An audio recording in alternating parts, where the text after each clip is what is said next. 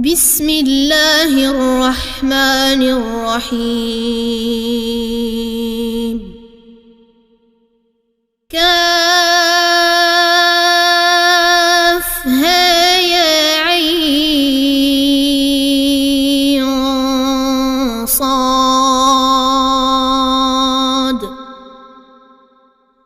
ذكر رحمة ربك عبده زكريا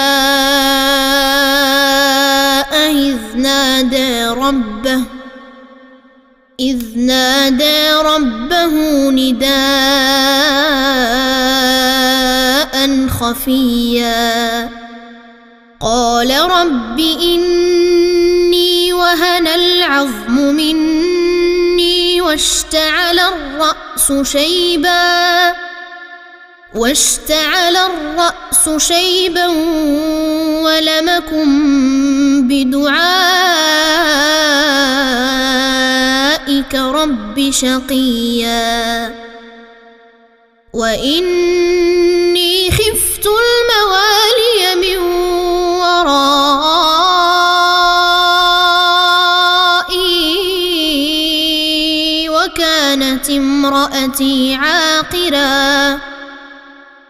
وكانت امرأتي عاقرا فهب لي من لدنك وليا يرثني ويرث من آل يعقوب واجعله رب رضيا يا زكريا إنا نبشرك بغلام اسمه يحيى لم نجعل له من قبل سميا قال رب أنى يكون لي غلام وكانت امرأتي عاقرا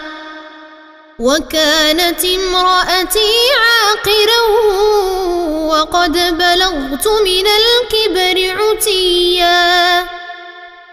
قال كذلك قال ربك هو علي هين وقد خلقتك من قبل ولم تك شيئا قال رب اجعل لي آية قال آيتك ألا تكلم الناس 3 ليال سويا فخرج على قومه من المحراب فأوحى إليهم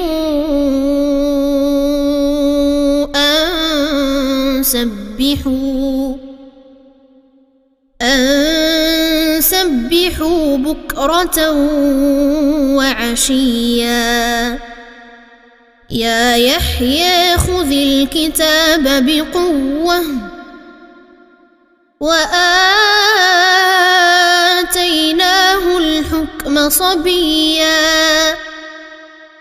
وحنانا من لدنا وزكاة وكان تقيا وبرا بوالديه ولم يكن جبارا عصيا وسلام عليه يوم ولد ويوم يموت ويوم يبعث حيا واذكر في الكتاب مريم إذ انتبذت من أهلها مكانا شرقيا فاتخذت من دونهم حجابا فأرسلنا إليها روحنا فتمثل لها بشرا سويا قالت إني أعوذ بالرحمن منك إن كنت تقيا قال إنما أنا رسول ربك ليهب لك غلاما زكيا قالت أنى يكون لي غلام ولم يمسسني بشر ولم أك بغيا قال كذلك قال ربك هو علي هين ولنجعله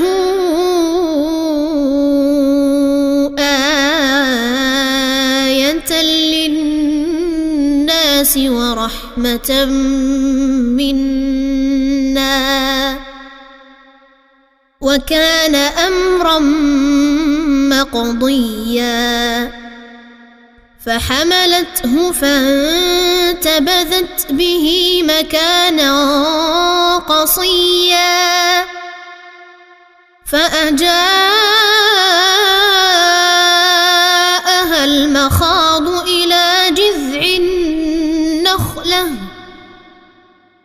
قالت يا ليتني مت قبل هذا وكنت نسيا منسيا فناداها من تحتها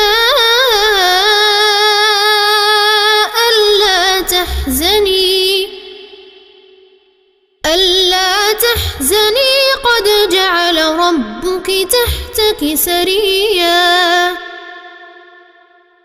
وهزي إليك بجذع النخلة تساقط عليك رطبا جنيا فكلي واشربي وقري عينا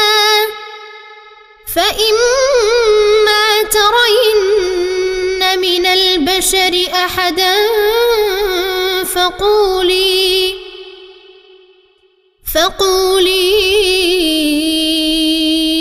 إني نذرت للرحمن صوما فلنكلم اليوم إنسيا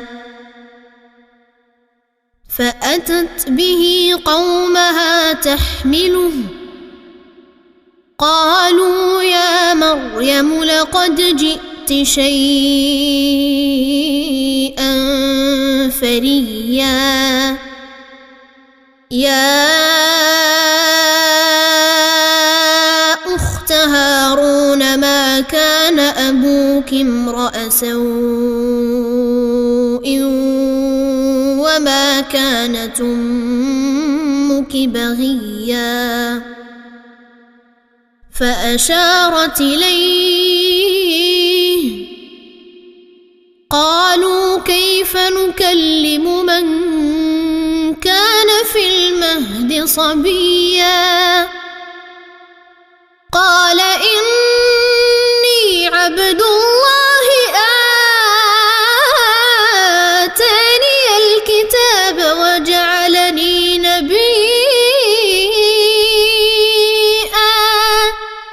وجعلني مباركا أينما كنت وأوصاني بالصلاة والزكاة ما دمت حيا وبرا بوالدتي ولم يجعلني جبارا شقيا والسلام علي يوم ولدت ويوم أموت ويوم أبعث حيا ذلك عيسى ابن مريم قول الحق الذي فيه يمترون ما كان لله أن يتخذ من ولد سبحانه إذا قضى أمرا فإنما يقول له كن فيكون وأن الله ربي وربكم فاعبدوه هذا صراط مستقيم فاختلف الأحزاب من بينهم فويل للذين كفروا من مشهد يوم عظيم أسمع بهم وأبصر يوم ياتوننا لكن الظالمون اليوم في ضلال مبين وأنذرهم يوم الحسرة إذ قضي الأمر وهم في غفلة وهم لا يؤمنون إنا نحن نرث الأرض ومن عليها وإلينا يرجعون واذكر في الكتاب إبراهيم إنه كان صديقا نبيا إذ قال لأبيه يا أبت لم تعبد ما لا يسمع ولا يبصر ولا يغني عنك شيئا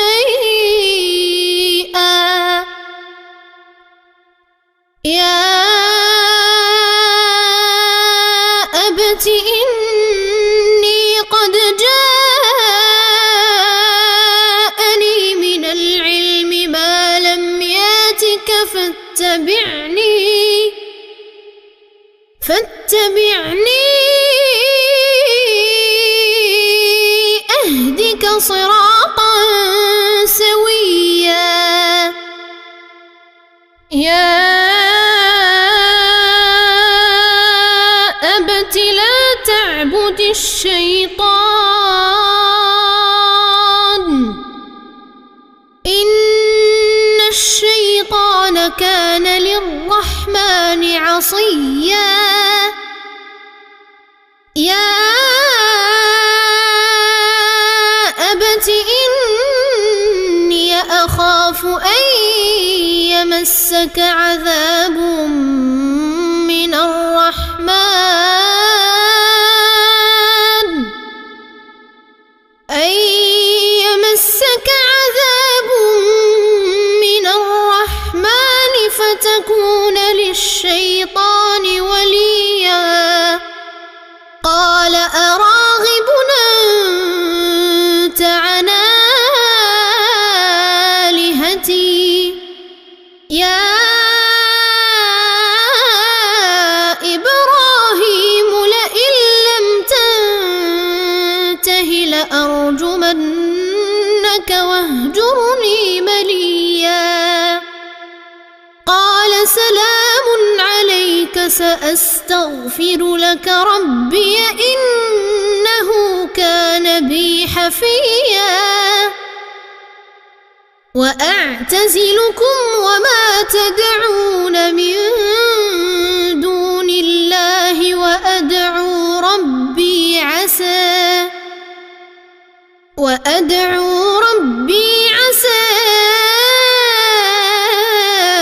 ألا أكون بدعاء ربي شقيا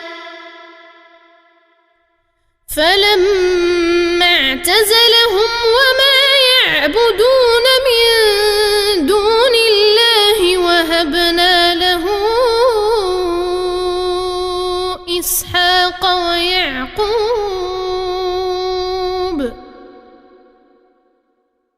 وكلا جعلنا نبيا ووهبنا لهم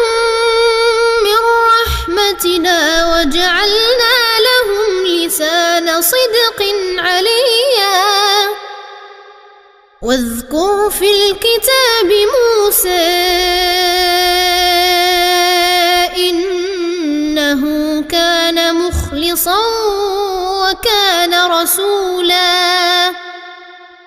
وكان رسولا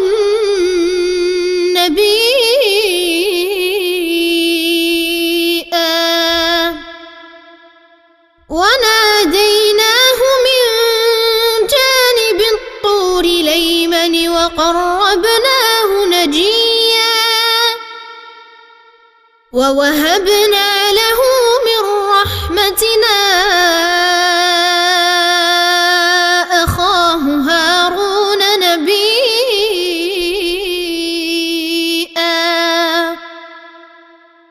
واذكر في الكتاب إسماعيل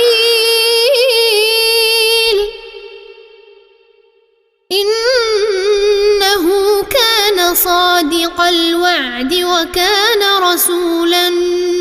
نبيا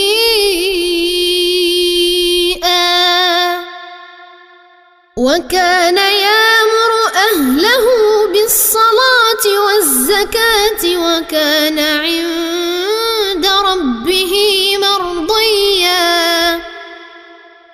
واذكر في الكتاب إدريس إنه كان صديقا نبيا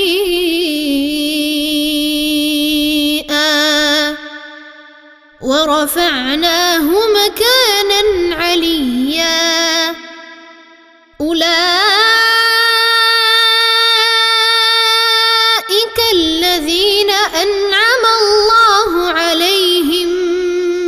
من النبيين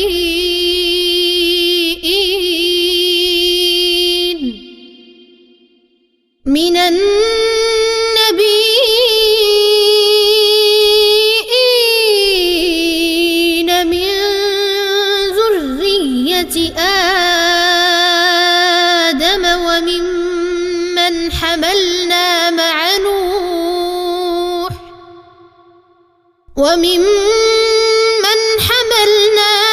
نوح ومن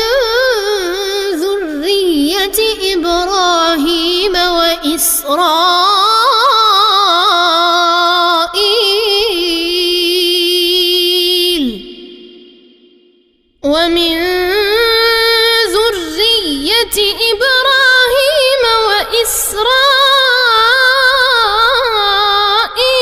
وممن هدينا واجتبينا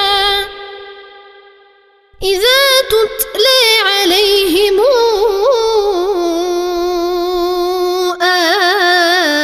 آيات الرحمن خروا سجدا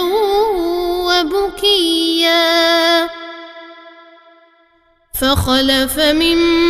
بعدهم خلف أضاعوا الصلاة واتبعوا الشهوات فسوف يلقون غيا إلا من تاب وآمن وعمل صالحا فأولئك يدخلون الجنة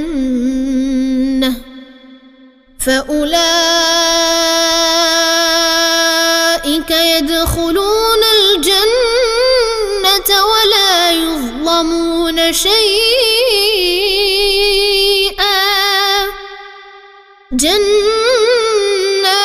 عدن التي وعد الرحمن عباده بالغيب إنه كان وعده ماتيا لا يسمعون فيها لغوا إلا سلاما ولهم رزقهم فيها بكرة وعشيا تلك الجنة التي نورث من عبادنا من كان تقيا وما نتنزل إلا بأمر ربك له ما بين أيدينا وما خلفنا وما بين ذلك وما كان ربك نسيا رب السماوات والأرض وما بينهما فاعبده واصطبر لعبادته هل تعلم له سميا ويقول الإنسان أئذا ما مت لسوف أخرج حيا أولا يذكر الإنسان أنا خلقناه من قبل ولم يك شيئا فوربك لنحشرنهم والشياطين ثم لنحضرنهم حول جهنم جثيا ثم لننزعن من كل شيعة أيهم أشد على الرحمن عتيا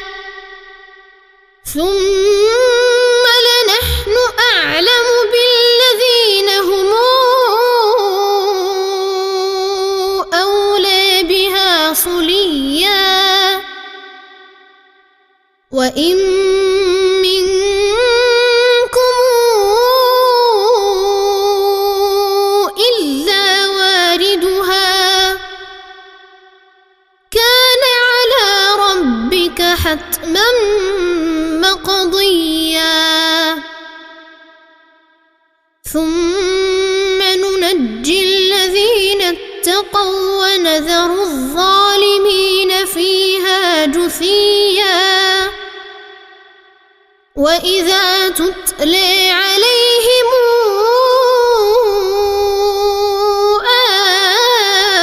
آياتنا بينات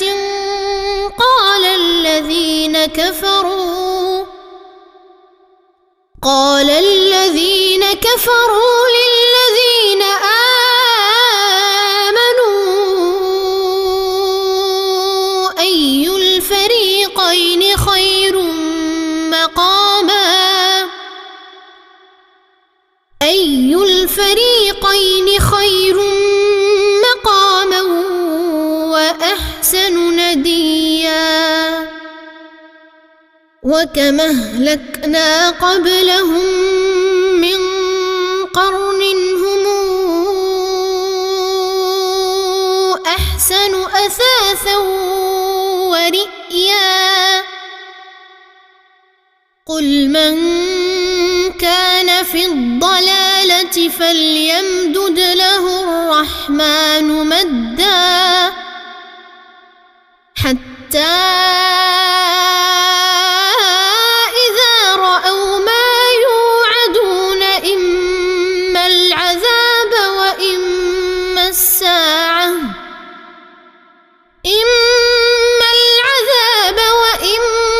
الساعة فسيعلمون من هو شر مكانا وأضعف جندا ويزيد الله الذين اهتدوا هدى والباقيات الصالحات خير عند ربك ثوابا وخير مردا أفرأيتم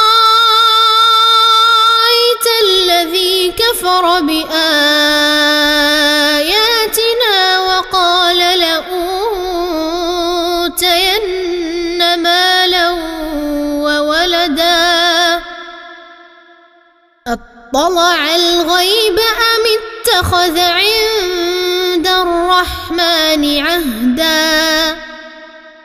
كلا سنكتب ما يقول ونمد له من العذاب مدا ونرثه ما يقول وياتينا فردا واتخذوا من دون الله آلهة ليكونوا لهم عزا كلا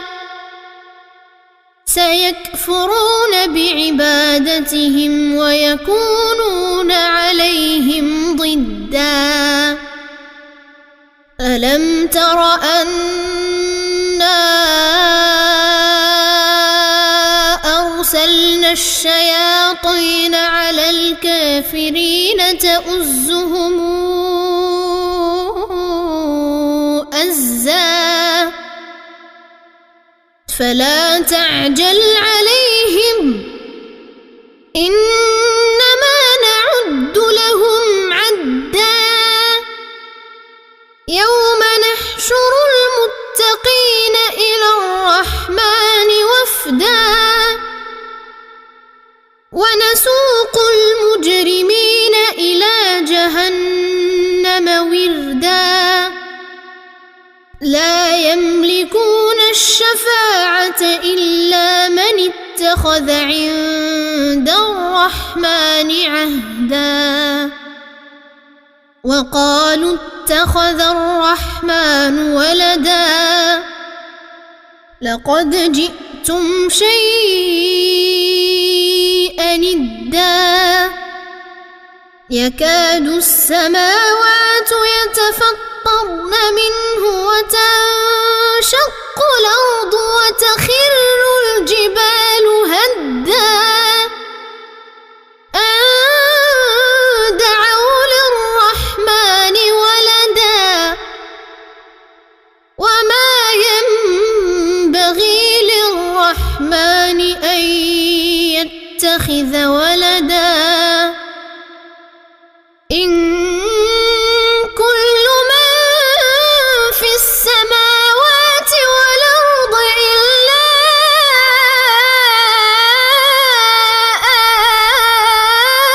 آتي الرحمن عبدا لقد أحصاهم وعدهم عدا وكلهم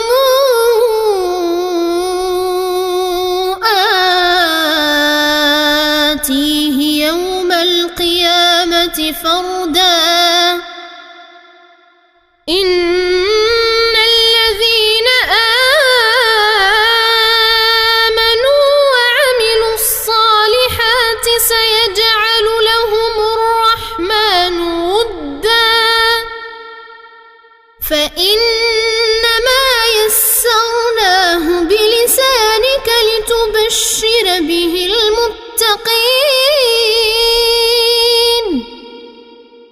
لتبشر به المتقين وتنذر به قوما لدا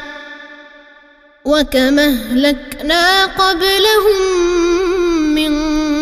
قرن هل تحس منهم من أحد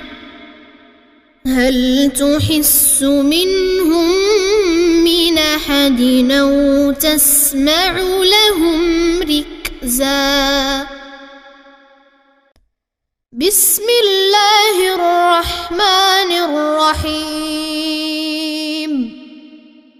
طه ما أنزلنا عليك القرآن لتشقى إلا تذكرة لمن يخشى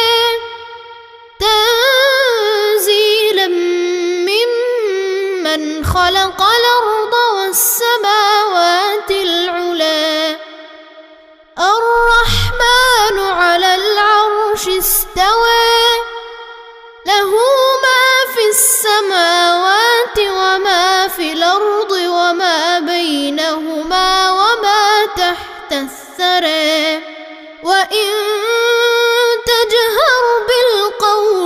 إنه يعلم السر وأخفى الله لا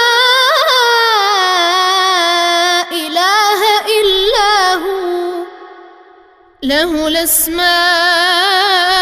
الأسماء الحسنى وهل أتاك حديث موسى إذ رأى نارا فقال لأهلهم كثوا إني آنست نارا فقال لأهلهم كثوا إني آنست نارا لعلي آتيكم منها بقبس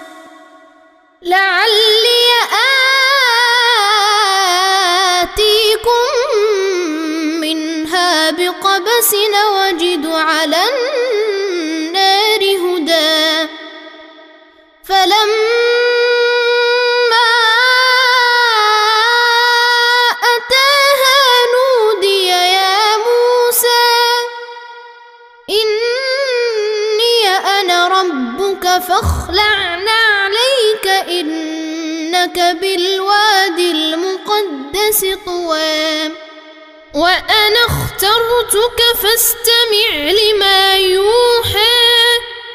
إنني أنا الله لا إله إلا أنا فاعبدني وأقم الصلاة لذكري إن الساعة آتية أكاد أخفيها لتجزى كل نفس بما تسعى فلا يصدنك عنها من لا يؤمن بها واتبع هواه فتردى وما تلك بيمينك يا موسى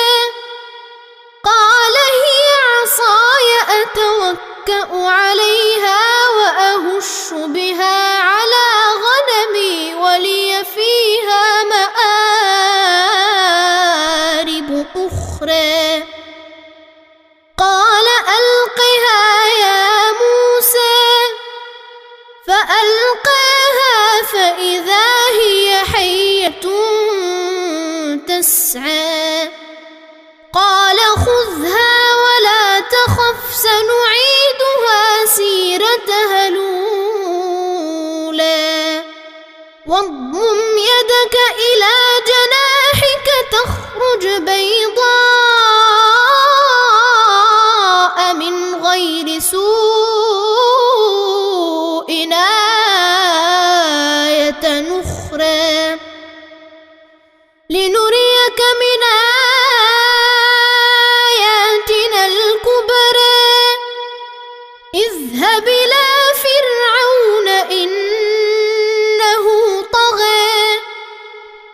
قال رب اشرح لي صدري ويسر لي أمري واحلل عقدة من لساني يفقه قولي واجعل لي وزيرا من أهلي هارون أخي أشدد به أزري وأشركه في أمري كي نسبحك كثيرا ونذكرك كثيرا إنك كنت بنا بصيرا قال قد أوتيت سؤلك يا موسى ولقد مننا عليك مرة أخرى إذا أوحينا إلى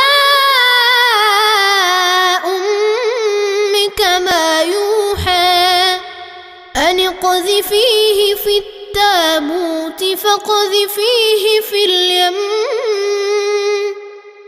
فليلقه اليم بالساحل ياخذه عدو لي وعدو له وألقيت عليك محبة مني ولتصنع على عيني إذ تمشي أختك فتقول هل أدلكم على من يكفله فرجعناك إلى أمك كي تقر عينها ولا تحزن وقتلت نفسا فنجيناك من الغم وفتناك فتونا فلبثت سنين في أهل مدين ثم جئت على قدري يا موسى واصطنعتك لنفسي اذهب أنت وأخوك بآياتي ولا تنيا في ذكري اذهبا إلى فرعون إنه طغى فقولا له قولا لينا لعله يتذكر أو يخشى قالا ربنا إننا نخاف أن يفرط علينا أو أن يطغى قال لا تخافا إنني معكما أسمع وأرى فأتياه فقولا إنا رسولا ربك فأرسل معنا بني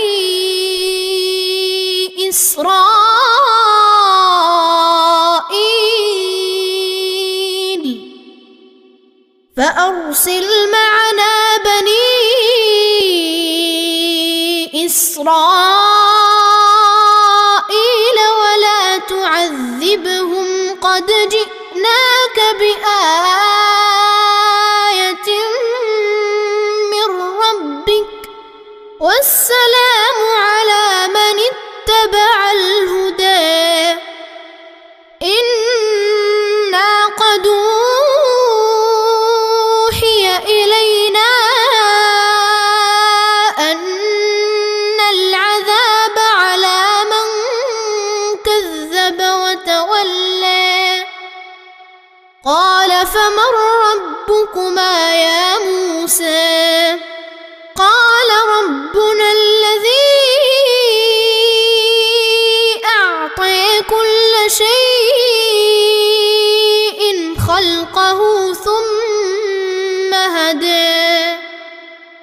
قال فما بال القرون الأولى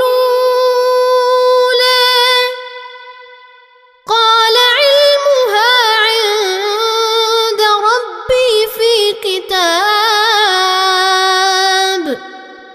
لا يضل ربي ولا ينسى الذي جعل لكم الأرض مهادا وسلك لكم فيها سبلا وأنزل من السماء ماء فأخرجنا به أزواجا من نبات شتى كلوا وارعوا أنعامكم إن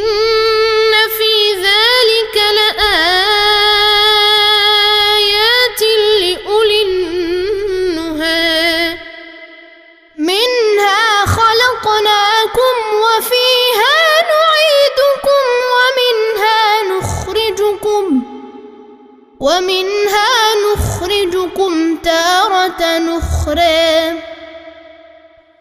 ولقد ريناه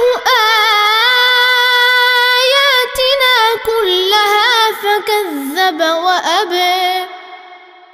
قال أجئتنا لتخرجنا من أرضنا بسحرك يا موسى فلناتينك بسحر مثله فاجعل بيننا وبينك موعدا لا نخلفه نحن ولا أنت مكانا سواه قال موعدكم يوم الزينة وأن يحشر الناس ضحى فتولى فرعون فجمع كيده ثم أتى قال لهم موسى ويلكم لا تفتروا على الله كذبا فيسحتكم بعذاب وقد خاب من افترى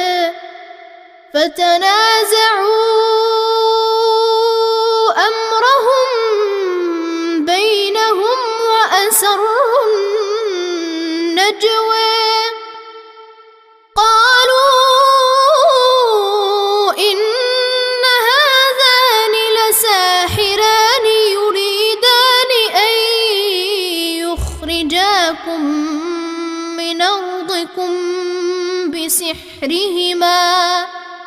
يريدان أن يخرجاكم من أرضكم بسحرهما ويذهبا بطريقتكم المثلى فأجمعوا كيدكم ثم أتوا صفا وقد أفلح اليوم من استعلى قالوا يا موسى إما أن تلقي وإما أن نكون أول من ألقى قال بل ألقوا فإذا حبالهم وعصيهم يخيل إليه من سحرهم أنها تسعى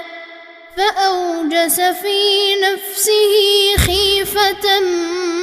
موسى قلنا لا تخف إنك أنت الأعلى وألق ما في يمينك تلقف ما صنعوا إنما صنعوا كيد ساحر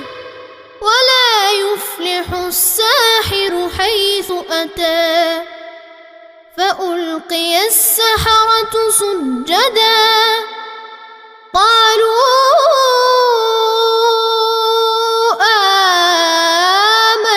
آمنا برب هارون وموسى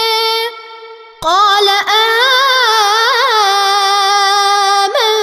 آمنتم له قبل أن آذن لكم إنه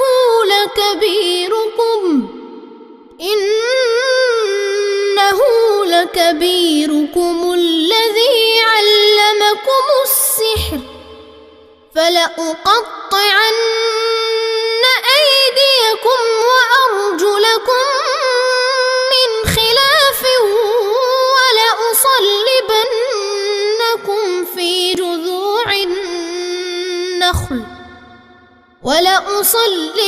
ولأصلبنكم في جذوع النخل ولتعلمن أينا أشد عذابا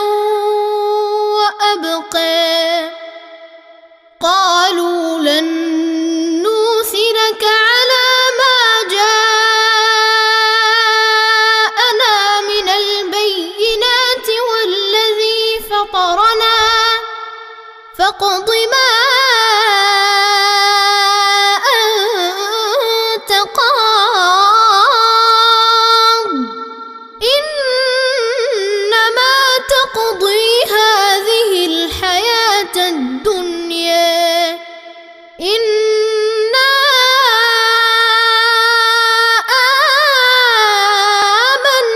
آمنا بربنا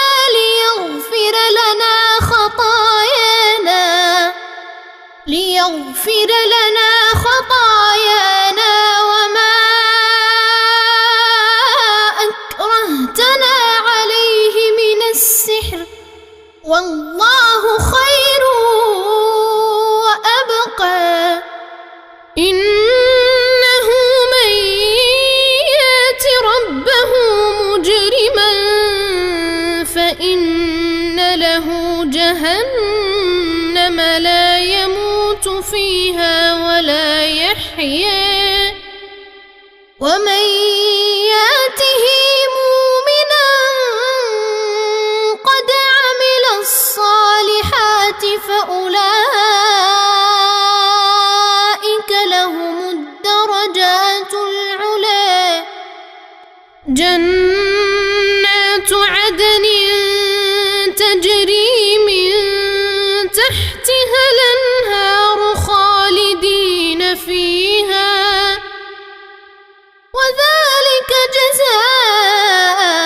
جزاء من تزكى ولقد أوحينا إلى موسى أن اسر بعبادي فاضرب لهم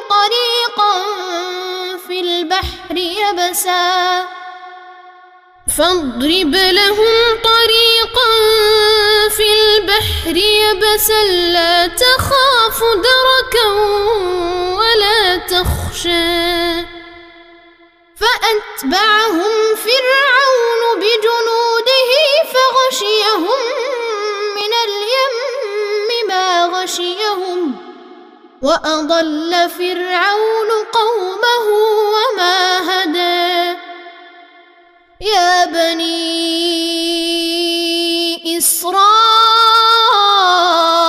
إسرائيل قد أنجيناكم من عدوكم وواعدناكم جانب الطور الأيمن ونزلنا عليكم المن والسلوى كلوا من طيبات ما رزقناكم ولا تطغوا فيه فيحل عليكم غضبي ومن يحلل عليه غضبي فقد هوى وإني لغفار لمن تاب وآمن وعمل صالحا ثم اهتدى وما أعجلك عن قومك يا موسى قال هم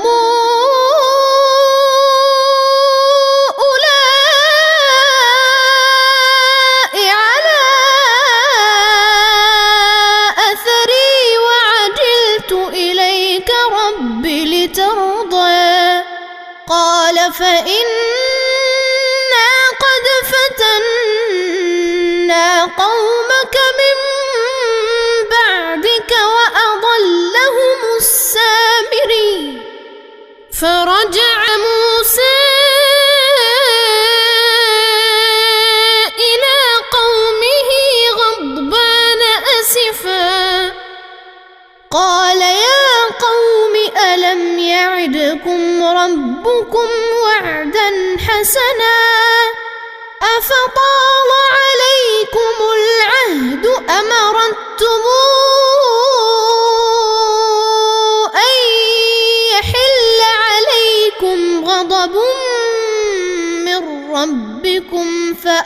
أخلفتم موعدي قالوا ما أخلفنا موعدك بملكنا ولكننا حملنا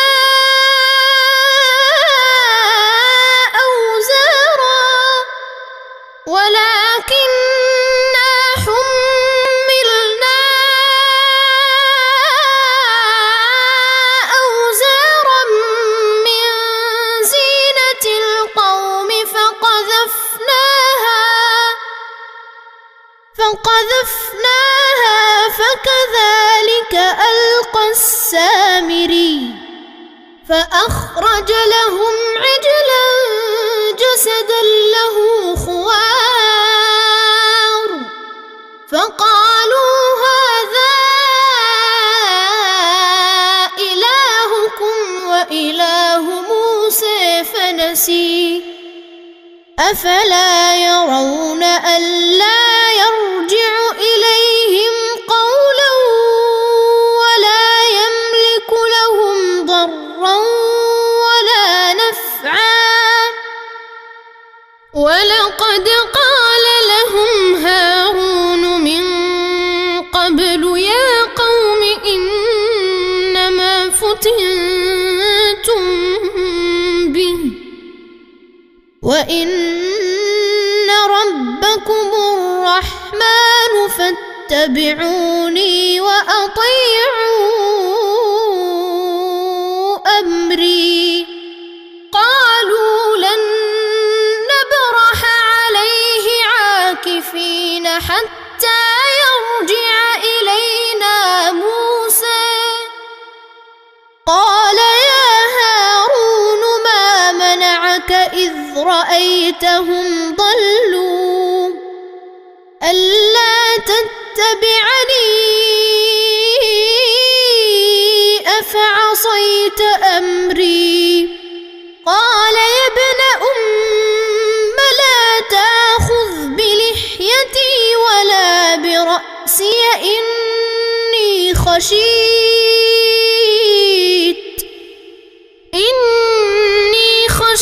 أن تقول فرقت بين بني إسرائيل ولم ترقب قولي قال فما خطبك يا سامري قال بصرت بما لم يبصروا به فقبضت قبضة من أثر الرسول فنبذتها وكذلك سولت لي نفسي قال فاذهب فإن لك في الحياة أن تقول لا مساس وإن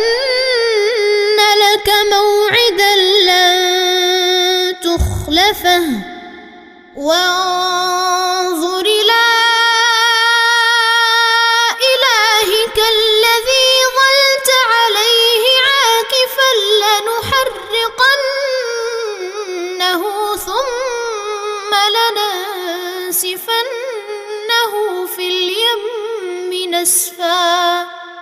إنما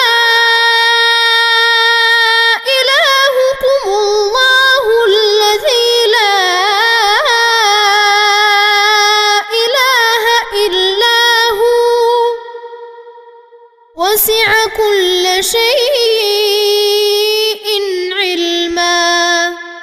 كذلك نقص عليك من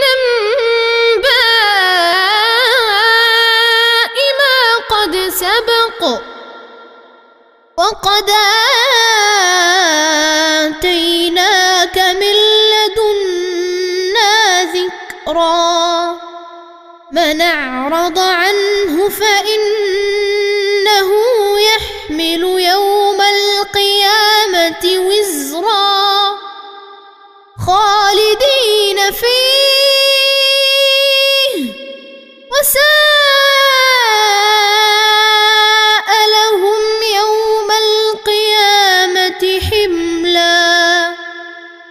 يوم ينفخ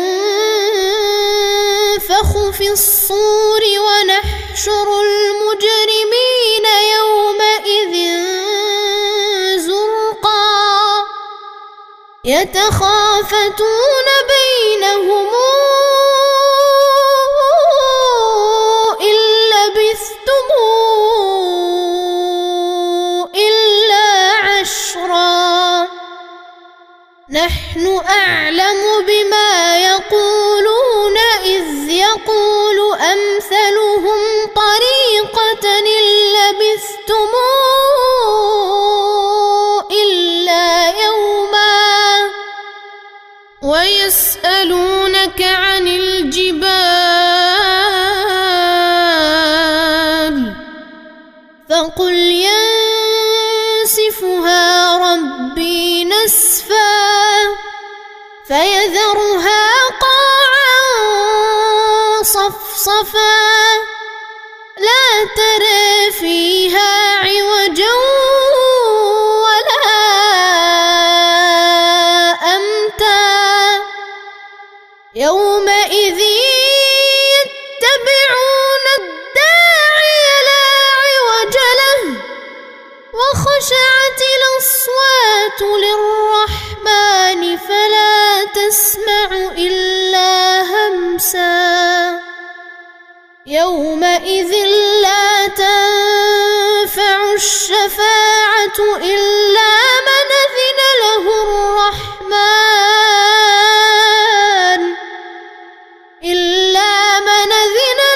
الرحمن ورضي له قولا يعلم ما بين أيديهم وما خلفهم ولا يحيطون به علما وعنت الوجوه للحي القيوم وقد خاب من حمل ظلما ومن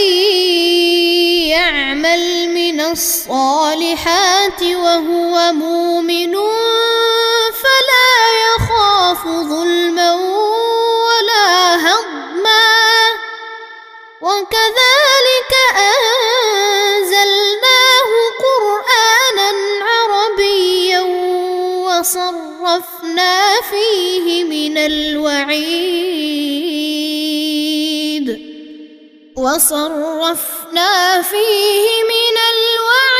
لعلهم يتقون أو يحدث لهم ذكرا فتعالى الله الملك الحق ولا تعجل بالقرآن من قبل أن يقضى إليك وحيه وقل رب زدني علما ولقد عهدنا إلى آدم من قبل فنسي ولم نجد له عزما وإذ قلنا للملائكة اسجدوا لآدم فسجدوا إلا إبليس أبى فقلنا يا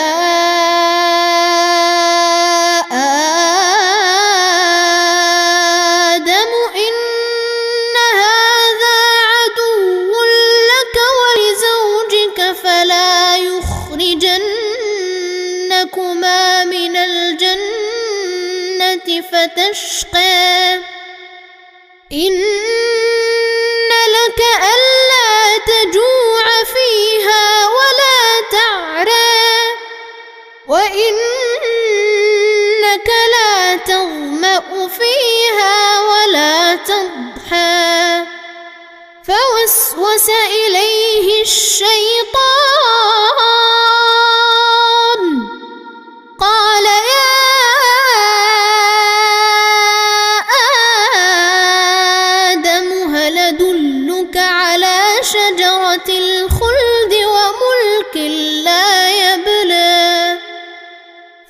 فأكلا منها فبدت لهما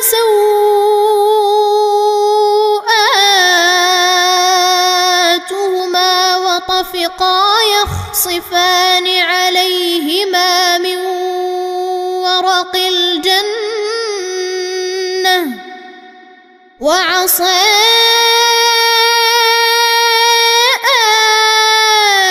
آدم ربه فغوى ثم اجتباه ربه فتاب عليه وهدى قال اهبطا منها جميعا بعضكم لبعض عدو فإما ياتينكم مني هدى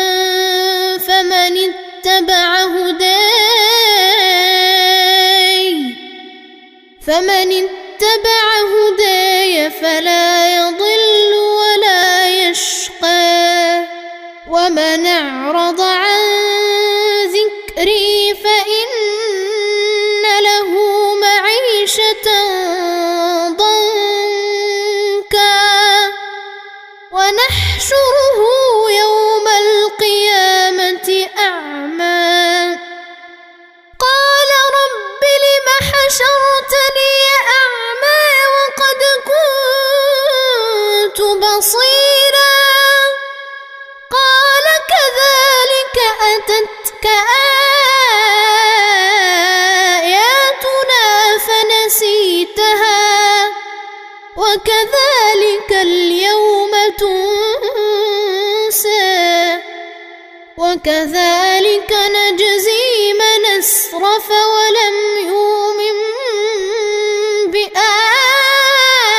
بآيات ربه ولعذاب الآخرة أشد وأبقى أفلم يهد لهم كما أهلكنا قبلهم من القرون يمشون في مساكنهم إن في ذلك لآيات لأولي النهى ولولا كلمة سبقت من ربك لكان لزاما وأجل مسمى فاصبر على ما يقولون وسبح بحمد ربك قبل طلوع الشمس وقبل غروبها ومن آناء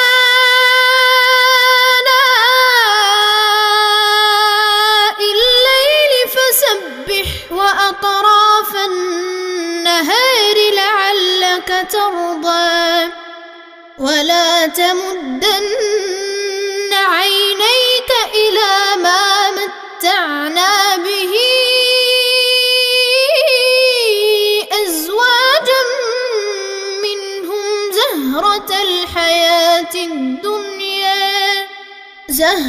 الحياة الدنيا لنفتنهم فيه ورزق ربك خير وأبقى وامر أهلك بالصلاة واصطبر عليها لا نسألك رزقا نحن نرزقك والعاقبة للتقوى وقالوا لولا ياتينا بآية من ربه أولم تاتهم بينة ما في الصحف الأولى ولو أنا أهلكناهم بعذاب من قبله لقالوا ربنا لولا أرسلت إلينا رسولا فنتبع